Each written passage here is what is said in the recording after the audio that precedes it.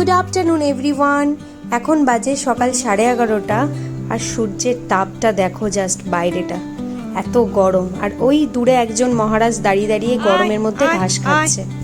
আয় আয় আয় তাড়াতাড়ি আয়। বেরিয়েছিস কেন? হ্যাঁ, গরম লাগে না? মালিক কি করে ছেড়ে দিয়েছে রোদে? খাও। হ্যাঁ, বাড়ির লোক ছেড়ে দিয়েছে তোমাকে? বাড়ির লোক ছেড়ে দিয়েছে? এই গরমে রোদে বেশিক্ষণ ঘুরবি না। লাস্ট 2-3 দিন ধরে এত গরম পড়েছে যে যেটা নেওয়া যাচ্ছে না। স্নান করে আসতে না আসতে 5 মিনিটের মধ্যে ঘেমে যাচ্ছে। মানে এরকম চলতে থাকলে তো মনে হচ্ছে দিনে 10 বার স্নান করলেও শান্তি পাবো না। আমরা তো বাঙালি, আমাদের কোনো কিছুতেই শান্তি নেই। যেমন খুব বেশি ঝড় বৃষ্টি হলে সেটাও আমরা নিতে পারি না, বলি যে না এতদিন বৃষ্টি হচ্ছে, এবার একটু রোদ উঠুক। এবার যখন সূর্যি মামা নিজের আগুন দিয়ে সবকে জ্বলিয়ে দিচ্ছে, তখন আবার মনে হচ্ছে যে কেন এত রোদ, কেন এত গরম, কোনো কাজেই শান্তি নেই। এখন মনে হচ্ছে যে কেন বৃষ্টি হচ্ছে না।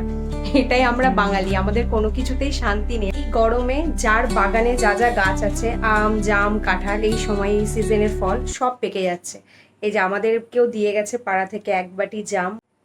আমাদের পাড়ার একটা নিয়ম খুব ভালো, যার বাগানে যে ফলই হোক না কেন সবাই সবাইকে দিয়েই খায়।